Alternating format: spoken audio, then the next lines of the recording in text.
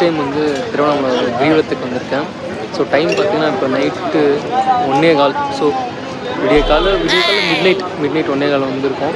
So crowd பார்த்திங்கன்னா அப்படியே தெரியும், க்ரௌடு போய் நடக்க ஆரம்பிக்கிறாங்க.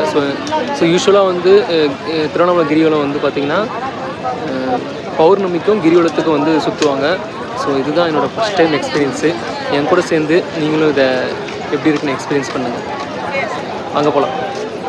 நாங்கள் கார் வந்து பார்த்திங்கன்னா ஒரு 3 கிலோமீட்டர்ஸ் தள்ளி வந்து பார்க் பண்ணிட்டோம். அதனால் வந்து நாங்கள் ரிவர்ஸில் 3 கிலோமீட்டர் வந்து நாங்கள் மெயின் கோயில் இருக்கிற இடத்துக்கு நாங்கள் போகணும். ஸோ அதனால் ஸ்டார்டிங்கே நடக்க ஆரம்பிச்சிட்டோம். ஸ்டார்டிங்லேயே நடக்கிறது ரொம்ப கஷ்டமாக இருந்தது. ஸோ என்ன பண்ணோம், ஒரு ஆட்டோ புக் பண்ணி போகலாம் அப்படின்னு சொல்லிட்டு போனோம். ஆட்டோவில் பார்த்திங்கன்னா எல்லா இடத்துக்கும் வந்து அதிகமாக சார்ஜ் பண்ணாங்க. ஸோ ஒரு சில ஆட்டோவில் மட்டும் கரெக்டாக அஃபர்டபுளான ப்ரைஸ்க்கு வந்தாங்க. ஸோ அந்த ஆட்டோவில் போயிட்டு இருக்கும்போதே பார்த்திங்கன்னா அந்த ஆட்டோ வந்து அந்த டைமில் அந்த க்ரௌடில் வந்து ட்ராவல் பண்ணுறது ரொம்ப ரிஸ்கியாக இருந்தது. அந்த டிரைவருக்குலாம் நிறைய இடத்துல வந்து இடிக்கிற மாதிரியே போனாங்க. அதெல்லாம் ரொம்பவே த்ரில்லிங்காக இருந்தது. ஒரு வழியாக அடிச்சு பிடிச்சி மெயின் கோயிலுக்கு வந்துட்டோம். ஸோ நைட் டைமில் பார்க்கறதுக்கு இந்த கோபுரம் வந்து தங்க கலர் மின்னுற மாதிரி எங்களுக்கு தெரிஞ்சுது. பார்க்குறதுக்கே ரொம்பவே சூப்பராக இருந்தது. அந்த இடத்த சுற்றி பயங்கர ஃபுல் க்ரௌடாக இருந்தாங்க. சரி, நாங்கள் எங்களோட பயணத்தை எப்படி ஸ்டார்ட் பண்ணுறதுன்னு தெரியாமல் யோசிச்சுட்டு இருந்தோம். நைட்டே வந்து கிரிவலம் சுற்றுறது தான் பிளானு. பட் என்ன ஆச்சுன்னா எல்லாருக்குமே வந்து ரொம்பவே ஸ்லீப்பியாக இருந்ததுனால யாராலுமே வந்து நடக்க முடியல. சரி, போய் ரூம் எடுத்து எல்லாம் நல்லா தூங்கிட்டு காலையிலேருந்து ஃப்ரெஷ்அப் ஆகிட்டு நடக்க ஆரம்பித்தோம் கிரிவலத்துக்கு. நாங்கள் வந்து பார்த்திங்கன்னா ஒரு 6:20 6:30 அந்த ரேஞ்சில் வந்து நாங்கள் நடக்க ஆரம்பிச்சிட்டோம். ஸோ 14 கிலோமீட்டர்னு சொல்லி சொன்னாங்க. ஸோ நடக்கலாம், ஸோ வெயில் வரத்து முன்னாடி போய் சேர்ந்தலாம், ஒரு 10 o'clock முன்னாடி போய் நம்ம ரீச் ஆகலாம் அப்படின்னு சொல்லி பிளான் பண்ணோம். ஸோ இந்த கிரிவலத்தோட ரூல்ஸ் என்னென்னா, இப்போ நீங்கள் எங்கே ஸ்டார்ட் பண்ணுறீங்களோ, எந்த கோயில்கிட்ட ஸ்டார்ட் பண்ணுறீங்களோ அந்த கோயில்கிட்டே வந்து நீங்கள் ஃபுல்லாக சுற்றிட்டு வந்து நிற்கணும். ஸோ இதுதான் அந்த கிரிவலத்தோட ரூல்னு சொல்லி சொல்லுவாங்க. ஸோ அது ஐதீகம் சம்திங் அந்த மாதிரி சொல்லுவாங்க. ஸோ நாங்கள் வந்து கரெக்டாக அந்த மெயின் கோயில் இருக்கிற இடத்துல வந்து நாங்கள் அந்த கற்பூரம் மாதிரி கொளுத்திட்டு அங்கேருந்து நடக்க ஸ்டார்ட் பண்ணிட்டோம். ஸோ நம்ம இந்த மாதிரி போகிற வழி ஃபுல்லாகவே பார்த்திங்கன்னா நிறையா கோயில்ஸ் இருக்கும். இந்த மாதிரி வருணலிங்கம், இந்திரலிங்கம், யமலிங்கம், சொல்லிட்டு மொத்தமாக ஒரு 11 கோயில் இருக்கும். உங்களால் முடிஞ்சிச்சு டைம் இருக்குது அப்படின்னா நீங்கள் எல்லா கோயிலுக்கும் நீங்கள் போகலாம். பட் பௌர்ணமி இந்த பிரதோஷம் டைமில் பார்த்திங்கன்னா எப்பவுமே ஃபுல்லாக க்ரௌடாக இருக்கும். ஸோ அதனால் நம்மளால் எல்லா கோயிலுக்கும் நம்மளால் போக முடியாது. உங்களுக்கு எந்த கோயில் ஃப்ரீயாக இருக்கோ அப்படின்னா வெளியில் நம்ம நின்றுட்டே கூட அந்த ரோட்டில் போகிறப்பே நம்ம சாமி கும்பிட்டுட்டு போயிடலாம். எனக்கு வந்து இது ஃபஸ்ட் டைம் அந்த கிரிவலம் சுற்றுறது. ஸோ 14 கிலோமீட்டர்ன்றது பார்த்தீங்கன்னா எனக்கு வந்து சேலஞ்சிங்காக தான் இருந்தது. ஏன்னு கேட்டிங்கன்னா இதுக்கு முன்னாடி இந்த மாதிரி நான் சுற்றினதில்லை. ஸோ ரொம்பவே சேலஞ்சிங்காக தான் நான் ஃபேஸ் பண்ணேன். மோஸ்ட்லி பார்த்தீங்கன்னா ஃபஸ்ட் டைம் போகிறவங்களுக்குலாம் வந்து ஃபுல் ஃப்ளெஜ்டாக வந்து நடந்துகிட்டே இருக்க முடியாது, கஷ்டமாக தான் இருக்கும். அங்கங்கே தின்ன மாதிரி மரத்தடியில் உட்காந்து தான் நானும் ட்ராவல் பண்ணேன். ஸோ நல்ல ஒரு மாதிரி ட்ரெக்கிங்காக, நல்ல ஒரு ஸ்பிரிச்சுவலாக நல்ல ஒரு ஃபீலாக இருந்தது நடக்கிறதுக்கு. ஸோ இப்போ மணி பார்த்திங்கன்னா ஒரு 8 மணிக்கிட்ட ஆகும். மொத்தம் இந்த கிரிவலம் பார்த்திங்கன்னா ஒரு 14 கிலோமீட்டர். இப்போ நாங்கள் ஆல்மோஸ்ட் ஒரு 6 or 5 வந்து நடந்திருப்போம். ஸோ போயிட்டே இருக்கோம். ஸ்டாமினான்றது தான் ரொம்ப இம்பார்ட்டன்ட்ன்றது இப்போ தான் தெரியுது. ஏன்னா வெறும் காலில் நடக்கணுமா, அதெல்லாம் ரொம்ப கஷ்டமாக இருக்குது. ஸோ இந்த போகிற வழி ஃபுல்லாகவே நிறையா டெம்பிள்ஸு இது நிறையவே இருக்குது. ப்ளஸ் வந்து பார்த்திங்கன்னா நமக்கு எல்லாம் நிறைய இடத்துல வந்து நமக்கு அன்னதானம் போடுவாங்க. அதுவே இருக்குது. நம்ம சாப்பிட்டுட்டு நடக்கலாம், ரெஸ்ட் எடுத்து நடக்கலாம்.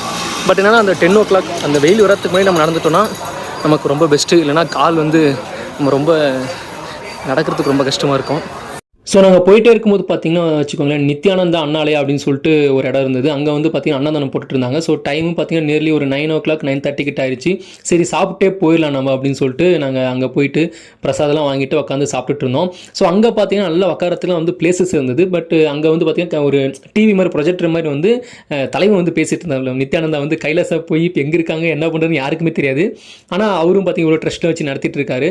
ஸோ அங்கே வந்து அந்த டிவியில் வந்து பேசிகிட்டு இருந்தார், ஒரு ஸ்பீச் மாதிரி ஓடிட்டு இருந்தது. ஸோ அதெல்லாம் உட்காந்து பார்த்துட்டு இருந்தோம். ஃப்ரெண்ட்ஸும் கேட்டுட்டு இருந்தாங்க, கைலாசம் எங்கே தாண்டா இருக்குது, எந்த கண்ட்ரியில் தாண்டா இருக்குது, நாமளும் அங்கே போய் செட்டில் ஆயிடலாம், ஜாலியாக இருக்கும் அப்படின்னு மாதிரி நல்லா ஃபன்னியாக பேசிகிட்டு இருந்தாங்க. எனக்கும் சம்டைம் தோணுச்சு, நம்ம இவ்வளோ கஷ்டப்படுறோம், அங்கே போய் தலைவங்கிட்டே செட்டில் ஆகிடலாம், அது ஒரு வகையில் நல்லா தானே இருக்கும், அவ்வளோ ஒன்றும் கஷ்டம் இருக்காது அப்படின்ற மாதிரி தான் தோணுச்சு. இனிஷியலாக நடக்கும்போது பார்த்தீங்கன்னா வெறுங்காலில் வந்து நல்லா இருந்தது. எங்களுக்கு ஒரு எக்ஸைட்மெண்ட் இருந்தது. நல்லா ஈகராக அப்படியே பயங்கர ஃபாஸ்ட்டாக வந்து நடந்துட்டு இருந்தோம். ஒரு 14 கிலோமீட்டரில் ஒரு 7 கிலோமீட்டர் 6 கிலோமீட்டருக்கு அப்புறம் நடந்ததுக்கப்புறம் ஒரு மாதிரி கால் பயங்கரமாக வலிடுக்க ஆரம்பிச்சிருச்சு. ஸோ இது வந்து ஸ்டார்டிங் தான். ஸோ அப்போவே வந்து என்ன பண்ணோம், அங்கங்கே போய் உட்காந்துட்டு அப்புறம் வந்து ஒரு கோயிலுக்குள்ளே போய் நாங்கள் உட்காந்துட்டு கொஞ்சம் கொஞ்சமாக ரெஸ்ட் எடுத்து நடக்க ஆரம்பிச்சிட்டு இருந்தோம். ஸோ போகிற வழியிலே பார்த்தீங்கன்னா திடீர்னு வந்து அந்த மிஷின் ஒன்று வச்சுருந்தாங்க. என்னடா மிஷின் கேட்டால் ஃபுட் மசாஜின்னு சொல்லி சொன்னாங்க. ஸோ எப்படி தான் இருக்குது அப்படி ட்ரை பண்ணலாம்னு சொல்லிட்டு நாங்கள் ட்ரை பண்ணோம். ஸோ அதிலே பார்த்தீங்கன்னா 2 கேட்டகரி இருந்துச்சு. ஒன்று வந்து பார்த்தீங்கன்னா 50 rupees சார்ஜ் பண்ணாங்க, இன்னொன்று வந்து பார்த்தீங்கன்னா 30 rupees சார்ஜ் பண்ணாங்க. ஸோ எப்படி தான் இருக்குது அப்படி ட்ரை பண்ணலாம்னு சொல்லிட்டு நாங்கள் ட்ரை பண்ணோம். ஸ்டார்டிங்லேயே பார்த்தீங்கன்னா ஒரு மாதிரி அந்த கவர் மாதிரி காலுக்கு போட்டுட்டு நம்ம அதில் உட்கார்ற மாதிரி இருக்கும். உட்காந்தோடனே பார்த்தீங்கன்னா ஒரு மாதிரி நல்ல நமக்கு அந்த ஒரு மாதிரி கிசு கிசு மூட்டுற மாதிரி இருந்தது. ஸ்டார்டிங்கில் ஒரு மாதிரி எனக்கு ரொம்ப ஒரு மாதிரியாக இருந்தது. காலை எடுத்துடலான்ற மாதிரிலாம் தோணுச்சு. அப்புறம் போக போக கொஞ்சம் டைம் எடுத்து அப்புறம் நார்மலாக ஆயிடுச்சு. ஒரு மாதிரி ஃபுல்லாகவே மசாஜ் மாதிரி பண்ணிட்டு இருந்துச்சு. அதுக்கும் ஒரு டைம் இருக்குது. ஸோ 5 மினிட்ஸ் வந்து அதுக்கு டைமு. அது வரைக்கும் நம்ம அதில் கால் வச்சுட்டே இருக்கணும். ஸோ அது நம்ம இவ்வளோ தான் நம்ம நடந்துகிட்டே இருக்கோம் அப்படின்றதுனால நம்ம காலை வந்து நல்லா மசாஜ் பண்ணி நல்லா ஸ்மூத் ஆக்கும் அப்படின்றதுக்காக சொல்லிட்டு இருந்தாங்க. ஸோ இது வந்து ஒரு நல்லா இருந்தது, ஒரு நல்ல எக்ஸ்பீரியன்ஸாக இருந்தது. பட் இது என்னன்னா வச்சுக்கோங்களேன், நம்ம அது முடிஞ்சதுக்கப்புறம் ஆஃப்டர் ஒரு 5 to 10 மினிட்ஸ் மட்டும்தான் அந்த ஒரு ரியாக்ஷன், அந்த ஒரு இம்பாக்ட் இருந்தது. அதுக்கப்புறம் பார்த்தீங்கன்னா திருப்பியும் நம்ம ஃபுட் வந்து நார்மலாக நிலைமைக்கு வந்துச்சு. ஸோ அதுக்கப்புறம் நம்ம நார்மலாக நடக்க வேண்டியது தான். பட் இது புதுசாக நல்லா இருந்தது, நல்ல ஒரு எக்ஸ்பீரியன்ஸாக இருந்தது. அது நீங்களும் போனீங்கன்னா கண்டிப்பாக அதை ட்ரை பண்ணி பாருங்கள். ஒரு ஆஃபீஸ் ஸ்டேஜில் வந்து நல்ல இன்னொரு பெரிய கோயில் இருந்தது. அந்த கோயிலுக்குள்ளே போயிட்டு நல்லா சுற்றி பார்த்துட்டு அதுக்கப்புறம் வந்துட்டே இருக்கும்போது பார்த்தீங்கன்னா சாய்பாபா தியான சபைன்னு சொல்லிட்டு ஒன்று இருந்தது. அங்கே பார்த்தீங்கன்னா ரொம்ப அமைதியாக சாய்பாபா வந்து உட்காந்துட்டு இருந்தார். அங்கே உள்ளே போயிட்டு அப்படியே அமைதியாக உட்காந்து கொஞ்ச நேரம் தியானம் மாதிரி பண்ணிவிட்டு அங்கேருந்து எழுந்து வெளியே வந்துட்டோம். ஸோ திருப்பியும் நடக்கும்போது நடக்க காலு தலைவன் வந்து பயங்கரமாக வெளியெடுக்க ஆரம்பிச்சிட்டான். மோஸ்ட்லி ஒரு 11 o'clock வரைக்கும் எங்களுக்கு வந்து அவ்வளோவா கஷ்டன்றது தெரியல. ஏன்னா பக்கம் வந்துட்டோன்னு சொல்லிட்டே இருந்தாங்க. வந்துட்டே இருக்கும்போது பலூன் கன் ஷூட் இருந்தது. நானும் என் ஃப்ரெண்டும் அதை ட்ரை பண்ணோம். ஸோ என்ன ஆச்சுன்னா என்னாலையும் என் ஃப்ரெண்டாலையும் அதை ஒன்று கூட சுட முடியல. ஸோ ரொம்பவே கஷ்டமாக இருந்தது. தோத்துக்கிட்டே இருக்கீடா. இதுதான் மேப். இந்த மேப்பை ரூட் மேப்பாக வச்சு நம்ம கிரிவலத்தை ஈஸியாக சுற்றிடலாம். ஸோ இது எல்லாருமே நோட் பண்ணி வச்சுக்கோங்க. யமலிங்கத்தை ஆரம்பித்து இந்திரலிங்கத்தை வந்து நம்ம முடிக்கிற மாதிரி இருக்கும். சரி போயிட்டு இருக்குமே பார்த்தீங்கன்னா திடீர்னு வந்து ஒரு ஜோசியர் உட்காந்துட்டு இருந்தாங்க. எல்லாருக்குமே ஜோசியம் பார்க்குறேன்னு சொல்லிட்டு இருந்தாங்க. ஸோ அங்கே வந்து என் ஃப்ரெண்டு பார்க்கலாம் மச்சான் என்ன தான் சொல்கிறாங்கன்னு அப்படின்னு சொல்லிட்டு ஒரு எக்ஸைட்மெண்ட்டில் அங்கேயும் போய் உட்காந்தோம். ஸோ ஜோசியெல்லாம் பார்த்தோம். அவங்களும் வந்து பார்த்தீங்கன்னா எக்ஸாக்டாக இப்போ என்ன நடந்துட்டு இருக்கோ அதை வந்து கரெக்டாக சொல்கிற மாதிரி தான் சொன்னாங்க. பட் எனக்கு அது இப்போ வரைக்கும் பெருசாக நம்பிக்கை இல்லை. ஸோ ஏதோ சொல்கிறாங்க, சரி கேட்கலாம் அப்படின்னு உட்காந்து கேட்டுட்டு இருந்தோம். ஓகே ஓரளவுக்கு அக்யூரேட்டாக தான் சொன்னாங்க. வந்துகிட்டே இருக்கும்போது பார்த்தீங்கன்னா அங்கே ரொம்ப க்ரௌடாக க்யூ நின்றுட்டு இருந்தாங்க. என்னடா அது இவ்வளோ பெரிய க்யூ நிற்கிறாங்களே அப்படின்னு பார்த்தீங்கன்னா அது வந்து இடுக்கு பிள்ளையார் கோயில் அப்படின்னு சொல்லி சொன்னாங்க. ஸோ அந்த கோயிலில் பார்த்தீங்கன்னா ஒரு பக்கமாக வந்து இன்னொரு பக்கம் நம்ம வெளியே வர மாதிரி இருக்கும். ரொம்ப சின்ன பிளேஸில் வந்து நம்ம அந்த உடம்பு நெளிஞ்சு வெளியே வர மாதிரி இருக்கும். அது வந்து நமக்கு ரொம்ப நல்லது, ஏதோ விபோச்சனம் கிடைக்கும் அப்படின்னு சம்திங்லாம் என் ஃப்ரெண்டு சொல்லிட்டு இருந்தான். பட் ஓவர் க்ரௌடாக இருந்ததுனால எங்களுக்கு டைம் வந்து 2 o'clock வந்து நாங்கள் அந்த மெயின் கோயில்கிட்ட போய் நாங்கள் ரீச் ஆகணும் அப்படின்றதுனால எங்களால் அங்கே போக முடியல. ஸோ அங்கே நாங்கள் அதை பார்த்துட்டு அங்கேருந்து நாங்கள் கிளம்பிட்டோம். இப்போ டைம் பார்த்தீங்கன்னா ஆல்மோஸ்ட் வந்து நியர்லி 2:30 ஆயிடுச்சு, 12:30 ஆயிடுச்சு. நாங்கள் அங்கே கொஞ்சம் உட்காந்துட்டு வந்ததுனால டைம் எடுத்துருச்சு. நாங்கள் கிட்டன்னு பார்த்தா திடீர்னு லாஸ்ட் வந்து டைம் எடுத்துருச்சு. ஸோ வெயில் எங்களால் நடக்க முடியல, அந்தளவுக்கு வெயில் கொளுத்துது.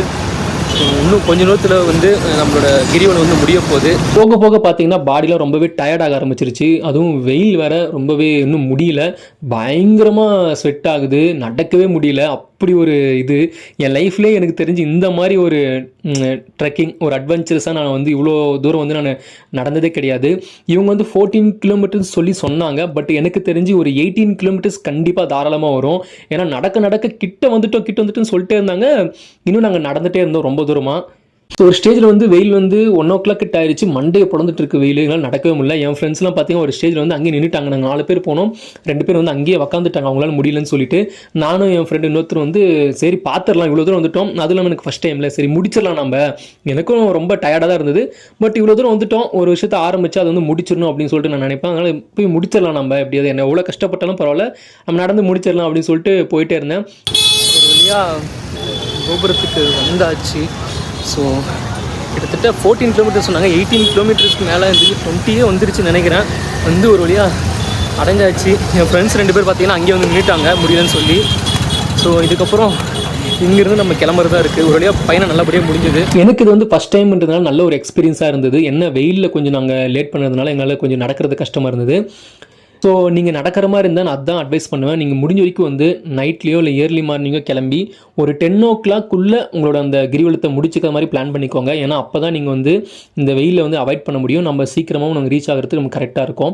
ஸோ இந்த மெயின் கோயிலேருந்து பார்த்தீங்கன்னா நீங்கள் பஸ் ஸ்டாப் போகணுன்னா இங்கே நிறைய ஆட்டோஸ் இருக்குது, நம்ம ஆட்டோவில் தான் போக முடியும்.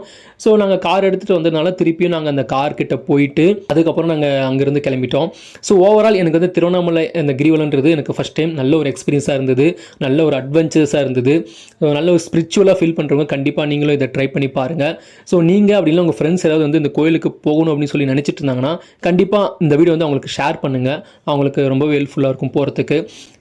எனக்கு தெரிஞ்சு பஸ்ஸும் கொஞ்சம் அந்த டைமில் வந்து க்ரௌடாக தான் இருக்கும். நீங்கள் காரு ப்ரிப்பேர் பண்ணுறதும் கரெக்டு தான், மேபி அவங்களோட அந்த கம்ஃபர்டபுளை பொறுத்து. ஸோ பஸ்ஸும் வந்து க்ரௌடாக தான் இருக்கும், அது கொஞ்சம் பார்த்துக்கோங்க. Okay, bye friends. வேறு ஒரு சூப்பரான வீடியோவில் இல்லை vlogல பார்க்கலாம். அண்ட் மறக்காமல் நம்ம சேனலுக்கு சப்போர்ட் சப்ஸ்கிரைப் பண்ணிவிடுங்க.